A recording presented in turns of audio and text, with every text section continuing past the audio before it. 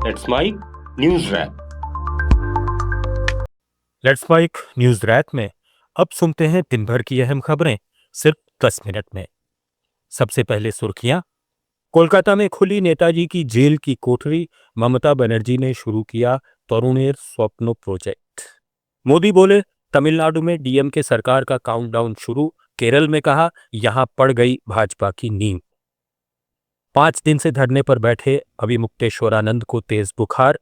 वसंत पंचमी पर नहीं किया संगम स्नान। अब खबरें विस्तार से। सभी श्रोताओं को वसंत पंचमी की शुभकामनाएं।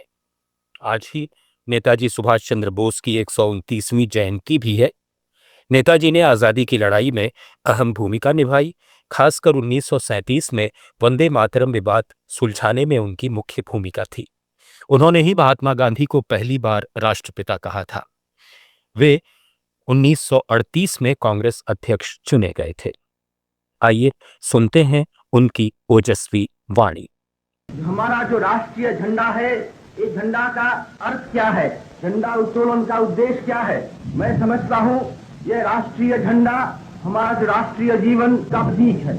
जहाँ स्वतंत्रता के लिए लड़ाई चल रही है वहाँ भी एक राष्ट्रीय झंडा है। इसलिए आज हम लोग दुनिया को दिखलाने चाहते हैं कि अब हिंदुस्तान दिल से, हृदय से स्वराज्य चाहता है और स्वराज्य के लिए तैयार हो गया है। पश्चिम बंगाल सरकार ने कोलकाता के अलीपुर म्यूजियम में नेताजी जिस जेल की कोठरी में रहते थे उसे रीस्टोर करके जनता के लिए खोल दिया है। नेताजी पर प्रदर्शनी लगाई गई है और उनकी लिखी किताब तरुणेर स्वप्नो, तरुण का सपना का विभिन्न भाषाओं में अनुवाद किया गया है। पश्चिम बंगाल की मुख्यमंत्री ममता बनर्जी ने एक्स पर नेताजी का पुण्य स्मरण करते हुए ये जानकारी दी।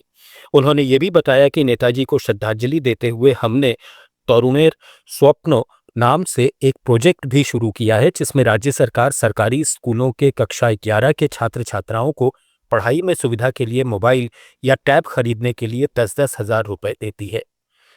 वहीं पराक्रम दिवस के कार्यक्रम में कोलकाता में ममता ने आरोप लगाया कि देश के इतिहास को जानबूझकर तोड़ा मरोड़ा जा रहा है और गांधी, नेताजी, टैगोर और बाबा साहेब अम्बेडकर जैसे महापुरुषों का अपमान किया जा रहा है।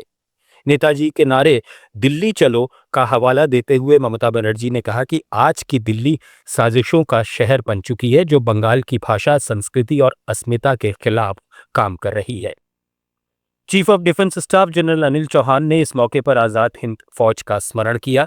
उन्होंने राष्ट्रीय सुरक्षा की अपनी सोच को 3 जुड़े हुए घेरों के रूप में समझाया। सबसे बाहरी घेरा देश की समग्र सुरक्षा से जुड़ा है, जिसमें कूटनीति, अर्थव्यवस्था और तकनीक जैसी चीजें शामिल हैं।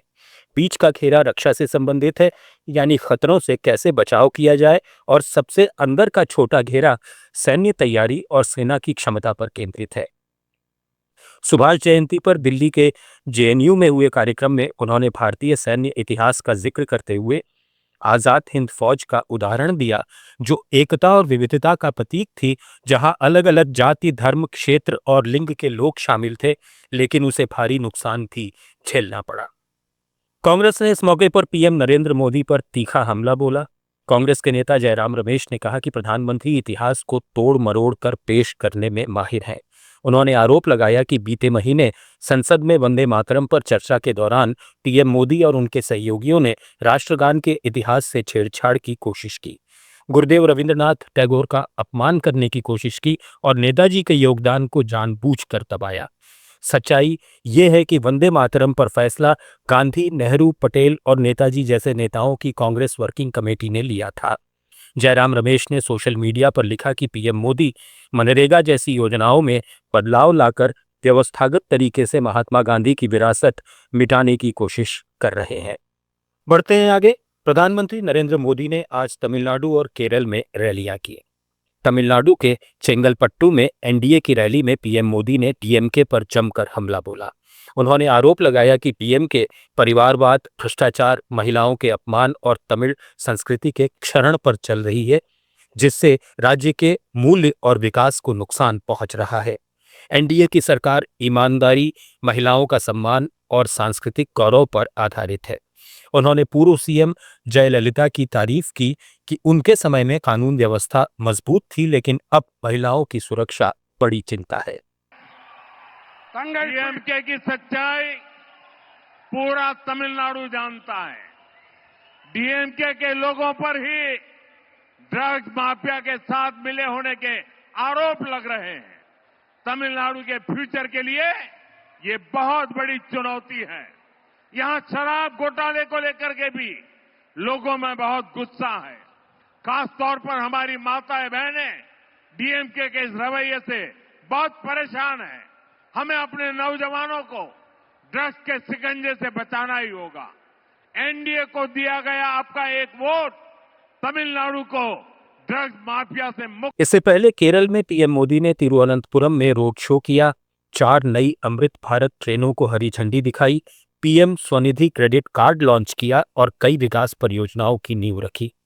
उन्होंने 2020 पार्टी को एनडीए में शामिल होने का स्वागत किया। पीएम मोदी ने कहा कि मुझे यहाँ एक नई ऊर्जा दिख रही है, नई उम्मीद दिख रही है। अब केरल में परिवर्तन होकर रहेगा। आपका उत्साह और भी स्पेशल है। आज मुझे यहां एक नई ऊर्जा दिख रही है। आज मुझे यहां एक नई होप दिख रही है। आपका ये जोश, ये विश्वास दिलाता है कि अब केरल में परिवर्तन होकर रहेगा। मध्य प्रदेश के धार में विवादित धार्मिक स्थल भोजशाला में आज वसंत पंचमी के मौके पर पूजा और नमाज को लेकर विशेष व्यवस्था की गई। सुप्रीम कोर्ट के आदेश के बाद हिंदू श्रद्धालुओं ने सूर्योदय के साथ मां वाग्देवी की पूजा की। वहीं भोजशाला परिसर के भीतर तय किए गए अलग क्षेत्र में जुमे की नमाज अदा की गई। आमतौर पर वसंत पंचमी और जुमे की नमाज अलग अलग दिनों में होती हैं, लेकिन इस बार दोनों एक ही दिन पड़ने से प्रशासन पूरी तरह अलर्ट मोड पर रहा। सुरक्षा के मद्देनजर भोजशाला परिसर और धार शहर में 8000 से ज्यादा जवान तैनात किए गए। ज्योतिर्मठ के शंकराचार्य स्वामी अविमुक्तेश्वरानंद सरस्वती की तबीयत बिगड़ने की खबर से उनके अनुयायियों में चिंता बढ़ गई है। लगातार 5 दिन से ठंड में खुले स्थान पर बैठने के कारण उनकी सेहत पर असर पड़ा है और वे बीमार हो गए हैं। चौंकाने वाली बात यह है कि तबीयत खराब होने के बावजूद अब तक किसी डॉक्टर द्वारा उनका मेडिकल चेकअप नहीं किया गया है। इसे लेकर समर्थकों में नाराजगी है और तत्काल चिकित्सकीय जांच की मांग की जा रही है। मौनी अमावस्या पर हुए बवाल के बाद शंकराचार्य और मेला प्राधिकरण के बीच विवाद लगातार जारी है। प्राधिकरण की ओर से जारी नोटिसों पर शंकराचार्य ने जवाब दिया है और पीछे हटने से इनकार किया है। अविमुक्तेश्वरानंद ने साफ कहा कि जब तक प्रशासन माफी नहीं मांगता वे वसंत पंचमी का स्नान नहीं करेंगे। इस पूरे विवाद में समाजवादी पार्टी प्रमुख अखिलेश यादव खुलकर सनातन धर्म, परंपराओं और संत समाज के सम्मान के पक्ष में खड़े नजर आ रहे हैं। मध्य प्रदेश के उज्जैन में एक बार फिर हिंसा भड़क उठी है। गुरुवार शाम तोड़फोड़ और आगजनी के बाद शुक्रवार दोपहर हालात दोबारा बिगड़ गए। अज्ञात उपद्रवियों ने पथराव किया और एक बस को आग के हवाले कर दिया। पूरा विवाद तराना तहसील के सुखला गली इलाके से शुरू हुआ, जहां राम मंदिर के पास हिंदूवादी नेता सोहेल ठाकुर पर हमला हुआ। इसके बाद इलाके में तनाव फैल गया और पुलिस को बीएनएस की धारा 163 लागू करनी पड़ी। बजरंग दल कार्यकर्ताओं ने थाने का घेराव किया, हनुमान चालीसा का पाठ किया और फरार आरोपी की गिरफ्तारी और बुलडोजर कार्रवाई की मांग की।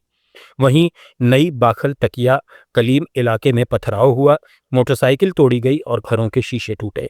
स्थानीय लोगों के मुताबिक 25 से 30 लोग अचानक आए और तोड़फोड़ कर फरार हो गए। पुलिस ने मौके पर पहुंचकर स्थिति को काबू में किया। अब तक 5 आरोपी गिरफ्तार किए जा चुके हैं, जबकि मुख्य आरोपी की तलाश जारी है। भारतीय शेयर बाजार में आज फिर से भारी गिरावट देखी गई। सेंसेक्स 770 अंक टूटकर 81,563 पर बंद हुआ। निफ्टी 241 अंकों की गिरावट के साथ 25,048 पर आ गया। हफ्ते के आखिरी दिन बाजार शुरू में थोड़ा ऊपर गया था, लेकिन दोपहर बाद भारी बिकवाली हुई। मुख्य वजहें हैं विदेशी निवेशकों की लगातार बिकवाली और खराब तिमाही नतीजे, जैसे आईसीआईसीआई बैंक और एचसीएल टेक के। कच्चे तेल की कीमतों में उछाल, रुपए का ऑल टाइम लो पहुंचना, अडानी ग्रुप के शेयरों पर अमेरिकी केस की वजह से दबाव और बैंकिंग सेक्टर में कमजोरी। आप सुन रहे थे let's mind more than radio. Follow कीजिए हमें हमारे सोशल मीडिया प्लेटफॉर्म्स पर।